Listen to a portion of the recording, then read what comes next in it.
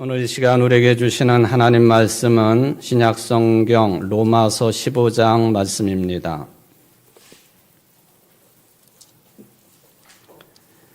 로마서 15장 4절부터 13절까지 말씀을 봉독해 드리겠습니다. 무엇이든지 전에 기록된 바는 우리의 교훈을 위하여 기록된 것이니 우리로 하여금 인내로 또는 성경의 위로로 소망을 가지게 함이니라. 이제 인내와 위로의 하나님이 너희로 그리스도 예수를 본받아 서로 뜻이 같게 하여 주사 한 마음과 한 입으로 하나님 곧 우리 주 예수 그리스도의 아버지께 영광을 돌리게 하려 하노라. 그러므로 그리스도께서 우리를 받아 하나님께 영광을 돌리심과 같이 너희도 서로 받으라. 내가 말하노니 그리스도께서 하나님의 진실하심을 위하여 할례의 추종자가 되셨으니 이는 조상들에게 주신 약속들을 견고하게 하시고 이방인들도 그 긍휼하심으로 말미암아 하나님께 영광을 돌리게 하려 하심이라. 기록된 바 그러므로 내가 열방 중에서 주께 감사하고 주의 이름을 찬송하리로다 함과 같으니라. 또 이르되 열방들아 주의 백성들과 함께 즐거워라 하였으며 또 모든 열방들아 주를 찬양하며 모든 백성들아 그를 찬송하라 하였으며 또 이사야가 이르되 이새의 뿔이 곧 열방을 다스리기 위하여 일어나시는 이가 있으리니 열방이 그에게 소망을 두리라 하였느니라. 소망의 하나님이 모든 기쁨과 평강을 믿음 안에서 너희에게 충만하게 하사 성령의 능력으로 소망이 넘치게 하시기를 원하노라. 아멘. 이는 하나님의 말씀입니다. 하나님께 감사합니다. 우리는 2025년 마지막 주일 예배를 드리고 있습니다. 지난 1년 동안 주일 예배를 우리가 얼마나 충실하게 참여를 했는지 다시 한번 확인하는 시간, 우리의 부족함에도 불구하고 이끌어 주시고 인도해 주신 하나님께 감사하며 드리는 이 예배 되기를 주의 이름으로 축원을 드립니다.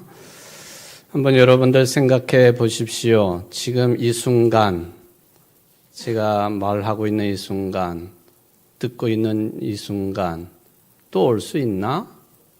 안 옵니다. 그러니까 이 순간이 얼마나 귀한 시간이고 또 생명과도 같은 시간인가, 참 소중한 시간이라고 하는 생각을 해보게 됩니다. 올해 한 해도 열심히 최선을 다해 생활하신 여러분 모두에게 목사로서 큰 박수를 보내드립니다. 특별히 올해는 우리 교인들 가운데 늘 편찮으신 분들이 굉장히 많은 교회이지만 큰 고통 중에 계신 분들이 많은 해였습니다.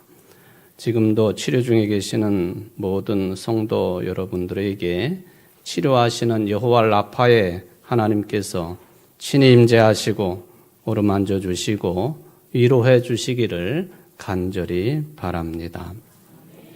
오늘 청지기직을 발표를 해드렸는데 그 중에 서리 집사 세 분을 발표를 했습니다.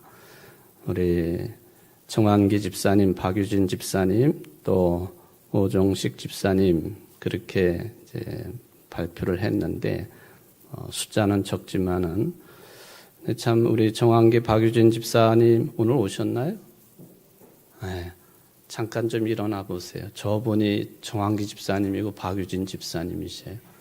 우리 교회에서 오랫동안 좀 신앙생활을 늘 간절히 바랬는데 글쎄 내수부대에서 계룡대로 가셨어. 네, 여하튼 계속 보기를 바라지만 하나님의 역사입니다. 하여튼 두 분 박수해 주시기 바랍니다. 고맙습니다. 네. 또 우리 오종식 집사님 또 잠깐 일어나 보세요. 어떤 분이신가? 저분이십니다. 늘 그 수입회계 파트에서 잘 협력하고 계셨는데 내년도부터는 정식 서리 집사로서 그 일을 감당하실 겁니다. 이제 내년에 서리 집사도 되시는데 또 회사에서 상무로 또 승진을 하셨어. 그러니까 박수 받으셔야 됩니다. 저분. 고맙습니다. 예, 앉으세요. 예. 이제 이번 수요일 날 송구영신 예배를 드릴 터인데 이런 때에는 항상 비슷한 질문들을 합니다. 시작은 무엇이고 끝은 무엇인가? 인생은 어디에서 왔다가 어디로 가는 것인가? 시작과 끝은 단절인가 연결인가? 이런 생각을 해보게 됩니다. 여러분들이 잘 아시는 철학자 중에 아르투어 쇼펜하우어라고 하는 분이 있죠. 최근에 몇 년 사이에 우리 한국 사람들이 쇼펜하우어의 명언집 또 이분의 사상을 공부를 하는 건지 하여튼 그 붐이 일어나서 책이 많이 팔린 것으로 알고 있습니다. 이분의 묘가 독일의 프랑크푸르트에 있습니다. 독일의 프랑크푸르트 중앙묘지에 보니까 위치를 보면은 귀퉁이에 이분의 묘가 있어요. 그 유명세에 비하면은 초라한 장소에 또 묘비도 누워 있는데 참 초라하다 하는 느낌을 받습니다. 그런데 참 그답다 하는 생각이 듭니다. 왜냐하면 묘비에 다른 아무것도 쓰여진 게 없어요. 단지 여기 아르투어 쇼펜하우어 이름만 쓰여져 있습니다. 저게 이제 그분의 묘비인데요. 참 쇼펜하우어답다 하는 생각을 해보죠. 쇼펜하우어가 어느 날 공원 벤치에 앉아가지고 깊은 사색에 잠겨 있었습니다.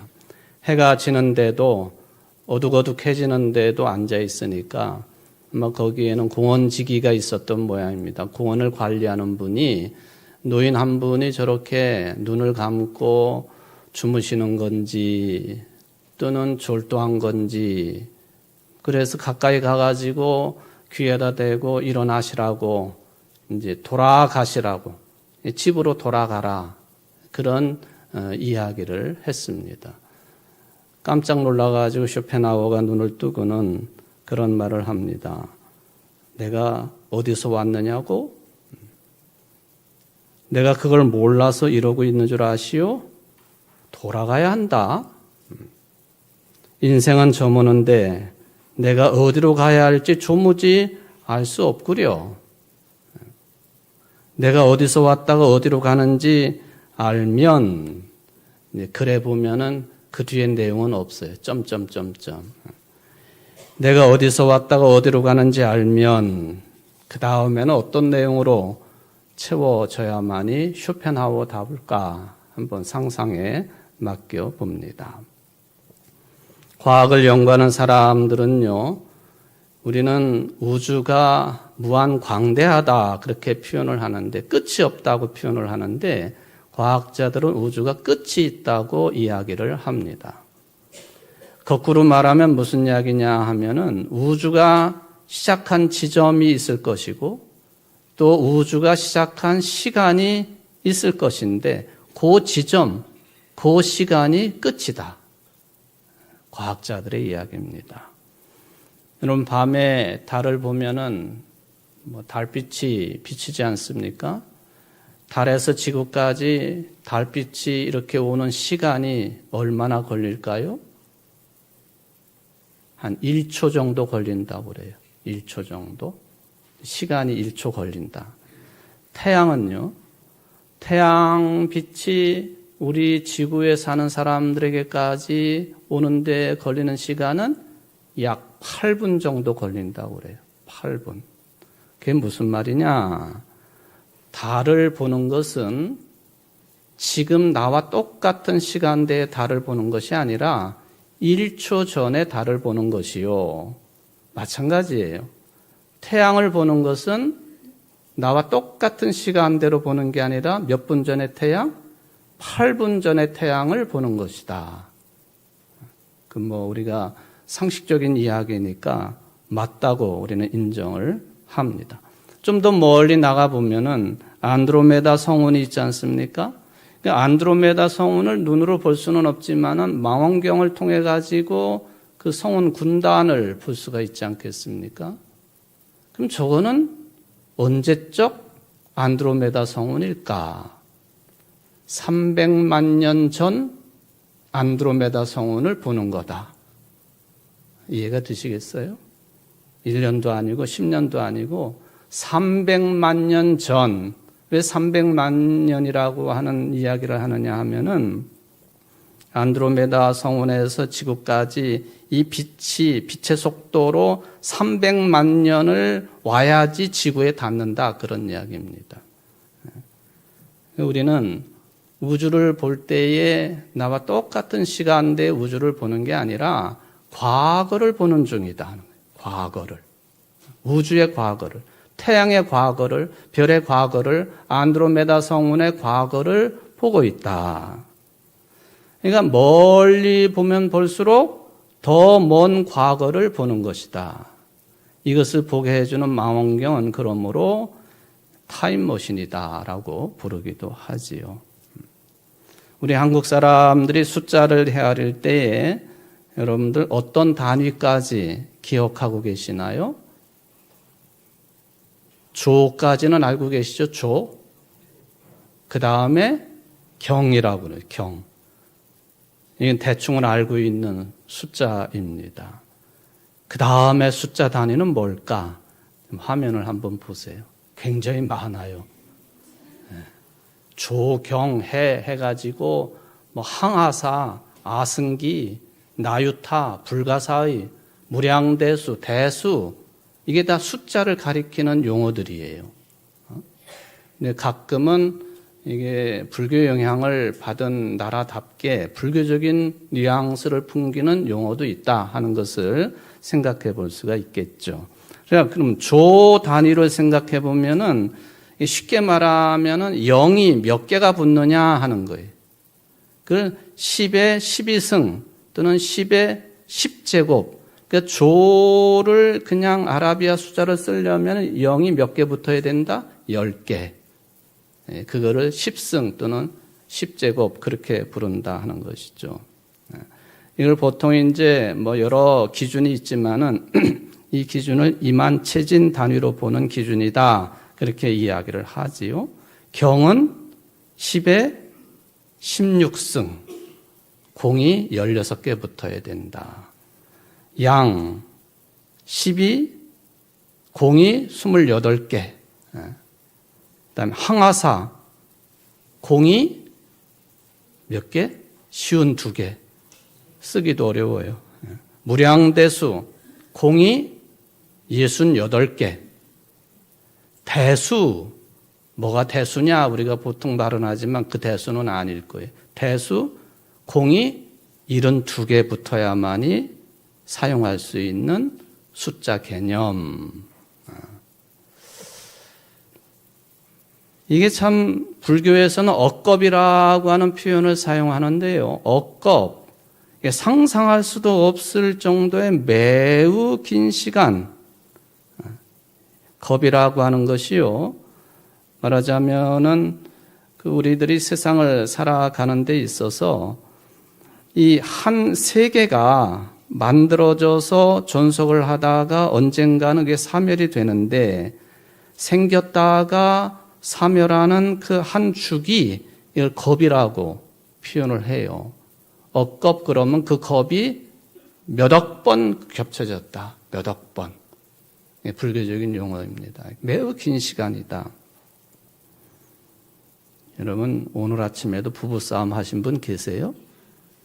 불교적인 의미에서 보면은요.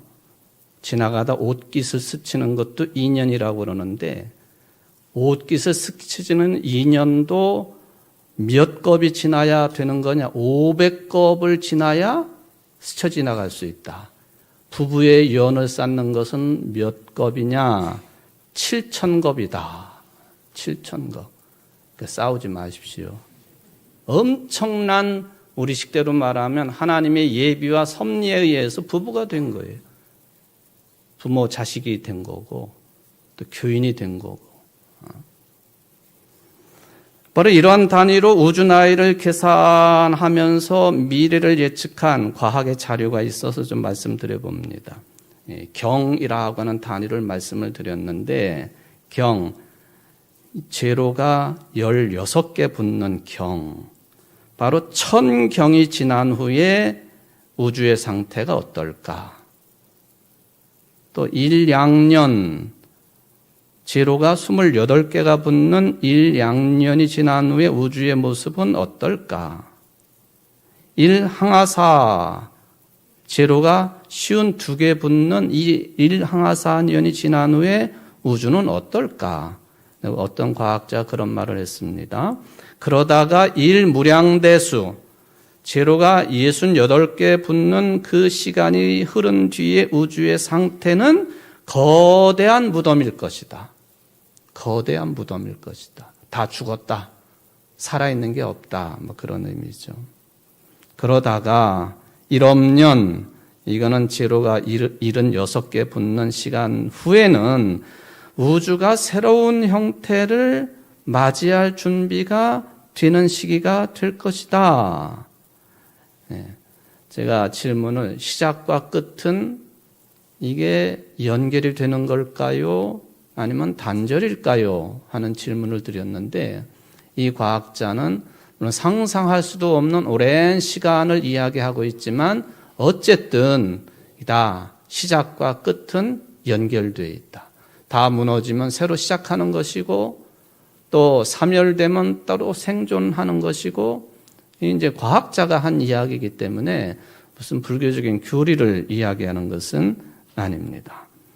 저는 신앙 고백합니다. 분명한 것은 이렇게 광대한 우주의 생멸도 시작하시고 마감하시는 분이 계시는데 그분이 우리의 창조주 하나님이시다. 우리가 뭘 예측을 할 수 있겠습니까? 1억 년 지난 뒤에 우주의 모습 어떻게 상상할 수가 있겠습니까? 그러나 하나님께서는 다 그것을 질서 있게 하시고 시작 있게 하시고 끝 있게 하시는 분이시다. 그런 창조의 손길 속에 나도 존재하고 우리도 존재하고 다른 나라도 존재하고 우주 공간의 모든 것들이 존재하고 있다. 이게 우리 신앙인들의 고백이 되는 줄 압니다. 근데 쇼펜하우어는 인생이란 어디에서 왔다가 어디로 가는지 그거를 내가 알면 뭐 그렇게 하고 점점점 하고 말았습니다. 사도 바울이 로마서 11장 36절에서 교인들에게 고백을 합니다. 만물이 그에게서 나고 그로 말미암아 있고 그를 위하여 있습니다. 그에게 영광이 세세 있기를 빕니다. 아멘. 아멘. 만물이 그에게서 나고 그로 말미암아 있고 그를 위하여 있습니다. 만물이 하나님에게서 나온 것이고 하나님으로 말미암아 존재하는 것이고 하나님을 위하여 있습니다. 그런데 바울만 이것을 발견하고 고백한 것이 아닙니다. 이미 오래전 구약의 시편을 보게 되면 이런 고백을 하고 있습니다. 제가 오늘 예배 부름으로 읽은 내용이 시편 148편 말씀이 되겠는데요. 이 148편을 포함한 한 묶음으로 146편부터 150편까지를 한 묶음으로 묶는데 왜 그렇게 묶느냐? 시작이 할렐루야요, 끝이 할렐루야요. 시작이 할렐루야, 끝도 할렐루야. 한 묶음입니다. 똑같은 형식이라 그런 이야기죠. 여러분, 할렐루야가 두 의미가 합쳐진 거는 아시죠? 할렐루, 찬양하다. 야, 여호와 하나님. 그래서 할렐루야 그러면은 여호와 하나님을 찬양하다. 그 뜻입니다. 어떤 복음송 가사에 보면 할렐루, 할렐루, 할렐루야 그런 가사가 있어요. 찬양하라, 찬양하라, 여호와 하나님을 찬양하라. 그런 뜻이 되겠죠. 바로 148편이 그런 할렐루야로 시작해가지고 할렐루야로 끝나고 있다 하는 것이죠. 누가 찬양하냐? 전 우주 존재 자체가 하나님을 찬양해야 된다. 이게 148편의 요지입니다. 그래서 하늘, 높은 곳, 천사도, 군대도, 해와 달도 밝은 별도 심지어는 하늘의 하늘도 하늘 위에 물도 할렐루야 한다. 그게 148편이죠. 그러니까 땅에 있는 것들은 더 말할 것도 없고요. 그렇습니다. 왜 이렇게 찬양해야 되느냐? 148편 5, 6절 그 내용입니다. 그것들이 여호와의 이름을 찬양함은 그가 명령하심으로 지음을 받았음이로다. 창세기에 있는 것처럼 요한복음 1장에 있는 것처럼 말씀으로 세상을 창조하신 하나님, 하나님이 명령하심으로 모든 것들이 창조되었기 때문에 창조된 것들은 창조주 하나님을 마땅히 찬양해야 된다. 할렐루야. 그게 148편의 내용이 되겠습니다. 우리 찬양대원들이 늘 성가로 찬양을 하는데 내가 왜 찬양을 해야 되는가?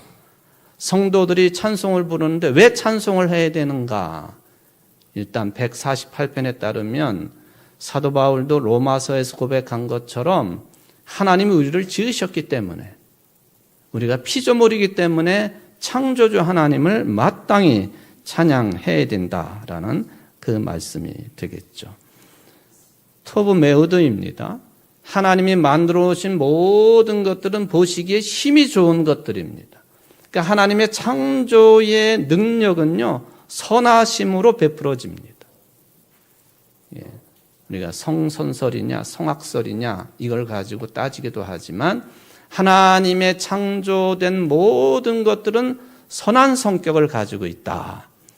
이거를 확인할 수 있어야 되고 또 체감할 수 있는 사람들은 당연히 여호와 하나님을 찬양하게 된다라고 말씀드릴 수가 있습니다.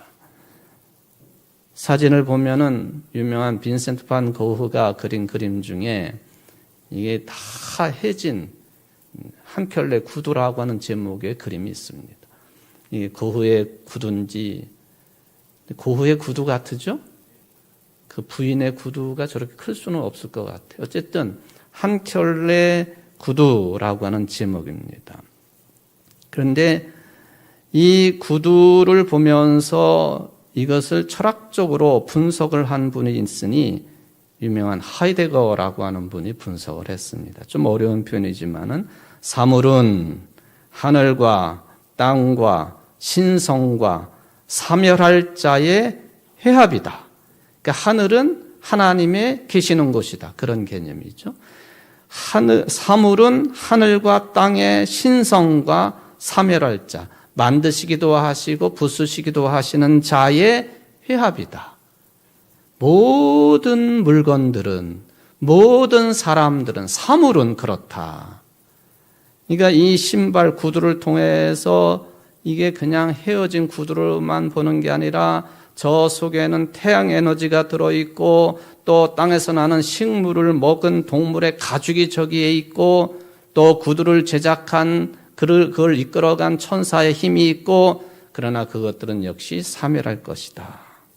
커피 한 잔에도 과일 한 조각에서도 이 존재 시면이 반드시 있다. 그러니까 우리 인간들로 말하면 더 말할 것이 없어요. 우리 속에는 그래서 누가 계시는 거예요? 하나님이 계시다. 하나님의 형상대로 지음받았으니 우리 속에는 하나님이 계시다. 그러니까 존재 시면을 깨닫게 되는 사람들은 만들어내신 분을 찬양하게 되어 있다. 할렐루야. 148편 말씀이 되겠습니다. 이거는 깊은 영성입니다. 여러분들이 이 깊은 영성으로 이 한 해를 잘 마무리하시기를 바랍니다. 그래서 교회 공동체는 다르게 표현하면 어떤 공동체라고 말할 수 있느냐? 교회는 할렐루야 공동체다. 하나님을 찬양하는 공동체다. 그렇게 비유할 수도 있겠습니다. 같이 해봅시다. 교회는 할렐루야 공동체입니다. 무슨 뜻이에요? 하나님을 찬양하는 공동체라. 왜 찬양해요? 하나님이 창조하셨기 때문에, 지으셨기 때문에 분명합니다. 저는 이러한 그 우주 공간도 이야기를 하고 창조주 하나님을 말씀을 드렸는데, 한 해를 맞이하면서 우리를 만들어내신 이제 한 해를 보내면서 또 새해를 맞이해야 되는데, 우리를 만들어내신 창조주 하나님께 우리가 할렐루야 찬양을 불러야 되는데 우리는 정말로 부족한 인생들이거든요. 그래서 새해를 맞이하거나 한 해를 마감할 때는 언제나 후회가 밀려오게 되어 있습니다. 신앙적으로 말하면은 회개하게 되어 있다는 거예요. 지나간 시간들을 보면서 또 내가 새해를 맞이할 자격이 있는가 그 생각 때문에 또 회개하게 되어 있다. 이런 신앙의 정신을 아예 제도화해 놓은 종교가 유대교입니다. 신년 축제를 합니다. 로시 하셔네라고 불리우는 신년 축제를 하는데 열흘 동안 그 끄트머리는 염 키프로라고 하는, 말하자면은 회개하고 하나님 앞에 죄를 구하고 죄 용서를 받는 그 기간이 딱 붙어 있어요.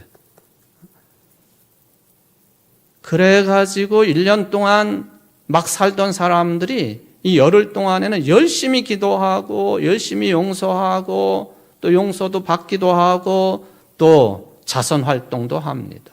그래야지 욤키푸르 때에 대제사장이 지성소에 들어가가지고 우리의 죄를 고할 터인데, 고하기만 할 뿐만 아니라 용서도 받아야 되는데 내가 열흘 동안만이라도 열심히 기도하고 자선하고 용서를 베풀므로 인하여서 하나님의 용서를 받아야 되겠다. 죄인이라고 하는 것이 배경으로 깔려 있는 것이죠. 이 비슷한 시스템을 가지고 있는 게 가톨릭입니다. 가톨릭에서는 교인들이 사제에게 가가지고 뭘 하죠? 고해성사를 해요. 고해성사. 지은 죄를 그렇게 얘기하는 거예요. 그러면은 신부가 듣고는 뭐 기도하십시오. 주기도문을 10번 외우십시오. 아니면 우리 교회 같은 성지를 한번 방문하십시오. 뭐 이런 식으로 이제 보석을 내려주잖아요. 이게 고해성사예요. 그런데 이게 유대교인들처럼 한꺼번에 고해성사를 해야 될 때가 있어요. 고해성사를 1년간 한 번도 하지 아니하면 뭘 받을 수 없다? 성찬을 받을 수 없게 돼 있어요. 3년 내내 고해성사를 안 했다? 그러면은 개교회 성당에서 그 명단을 주교한테 바쳐요. 더 큰 문제가 되는 거죠.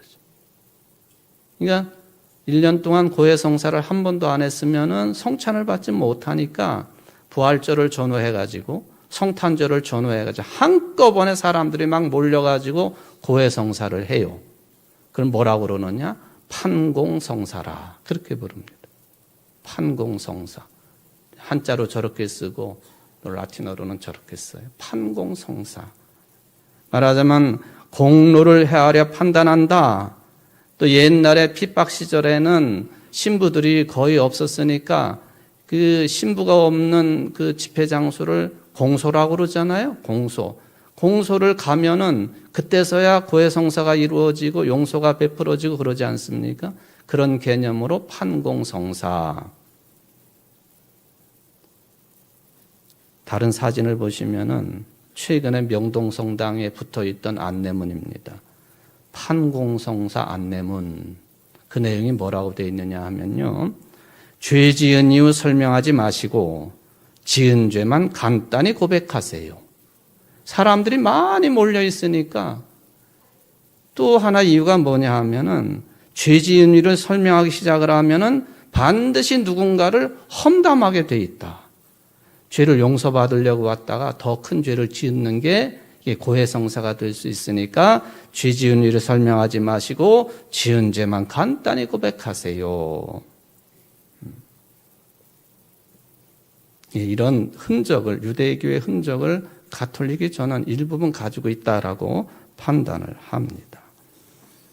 마지막 주일, 이제 새해와 맞대어 있는 그런 시간들이 점차 가까워오는데 이런 때에 우리 스스로를 돌아보고 그럼에도 불구하고 절망하지 아니하고 희망을 품어야 되지 않겠느냐. 오늘 로마서 15장 말씀의 핵심이 거기에 있습니다.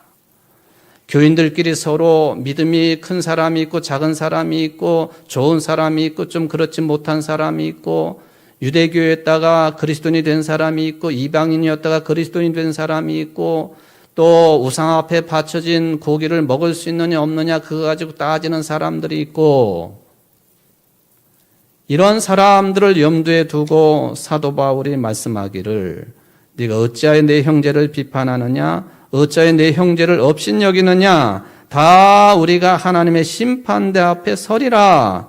로마서 14장 10절 말씀입니다. 서기 49년쯤에요. 로마 황제 4대 황자가 글라우디오라고 하는 황제였는데요. 이 양반이 칙령을 하나 내린 게 있어요. 나사렛 칙령이라고. 예수님의 고향 땅 이름이 나사렛인데 나사렛 칙령을 발표를 했습니다. 그리고는 유대인들을 로마에서 쫓아내서 추방을 시켰습니다. 그때 쫓겨난 사람 중에 사도 바울과 함께 천막 만드는 사람으로 성경에 기록된 사람이 브루스길라와 아굴라입니다. 쫓겨난. 그래 고린도로 간 거예요. 당시에 100만 명의 로마 시민들이 있었는데 그중에 유대인들이 한 5% 정도 됐다고 합니다. 회당들도 있었죠.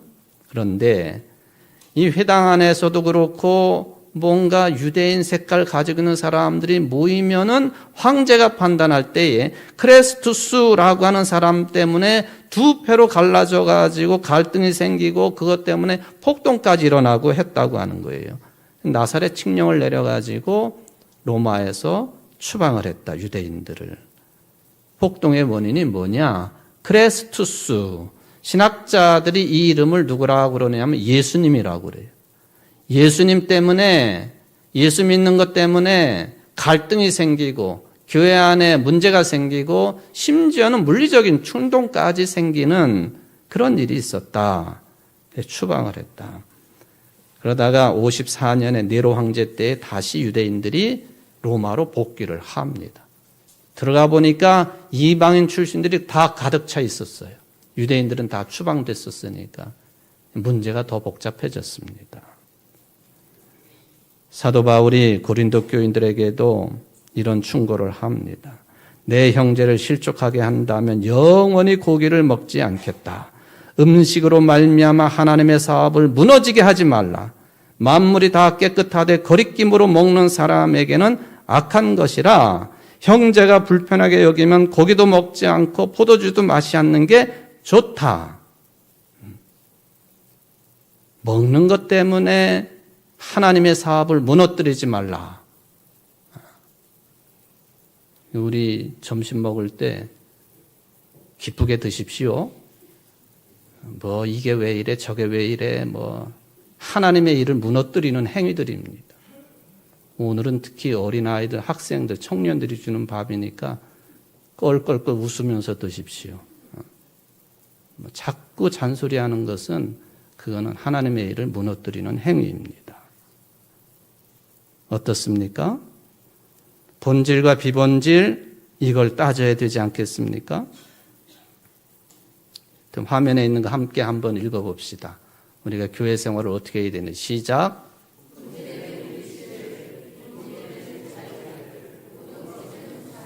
네. 신앙 고백에는 일치를 이루어야 돼요. 그 외의 것들 먹는 거, 마시는 거, 뭐 피우는 거 이거 자유를 그러나 이 모든 것에는 사랑으로 덮어야 된다. 유명한 말이죠. 어거스틴도 이 말을 했지만은 그 뒤에도 계속 이 말씀이 인용이 된다 하는 것을 살펴볼 수가 있겠습니다. 서로 인정하고 받아들여라. 그런 믿음을 가지고 있을 때 거기에서 희망이 싹 트는 것이다 라고 하는 그 말씀을 사도 바울이 오늘 말씀을 통해서 우리들에게 전하고 있다라고 볼 수가 있겠습니다. 공동체는 그렇게 세워지는 거예요. 여러분, 하나님께서 허락하신 이 신앙 공동체인 청주제일교회를 진심으로 사랑하시는 줄 믿습니다. 다 달라요, 그런데. 제각각이에요. 그렇기 때문에 더 사랑해야 되는 줄 믿습니다. 속도도 다르고 형태도 달라요. 그러나 그렇게 달라도 우리는 그래도 같은 길을 간다고 믿으면 그걸로 족한 거예요. 조금 빠른 사람은 기다려주고 조금 늦은 사람은 조금 서두르는 배려가 조화를 이룰 때에 아름다운 신앙 공동체가 되는 것이다. 거기에서 희망이 싹 트는데 이 희망은 믿음과 단단히 연결이 되어 있습니다. 히브리서 11장 1절 믿음은 바라는 것들의 실상이요. 여기 바라는 것은 성경 원어로 풀이하면 희망하는 것들. 그러니까 희망이 없는 믿음 없고 믿음 없이 희망도 없다는 뜻이 되겠습니다. 믿음이 희망이고 희망이 곧 믿음이라고 하는 것을 늘 기억해 둘 필요가 있겠습니다. 이제 올해 마지막 주일 예배를 드리는 성도 여러분, 이걸 말하면은 영적으로 깊이 있는 영적인 어른들이 되어야 된다 하는 그 개념이 되겠습니다. 한 해를 마감해야 되는 여러분 모두에게 희망의 근거가 되시는 하나님께서 기쁨과 평화와 종말론적인 희망을 넘치게 해주시기를 주의 이름으로 축원을 드립니다. 자비하신 하나님 감사를 드립니다. 올해도 우리는 마지막 주일 예배를 어김없이 드리고 있습니다. 습관적인 예배가 되었든 진정한 예배가 되었든 우리를 부르신 분이 하나님이시니 성령의 도우심으로 예배 자리에 나와 있는 모든 성도들을 위로하여 주시고 믿음에 의한 희망찬 삶을 새롭게 계획하기에 부족함이 없는 신실하고 성숙한 신앙인들이 다 될 수 있도록 축복하여 주옵소서. 예수님의 이름으로 간절히 기도하옵나이다. 아멘.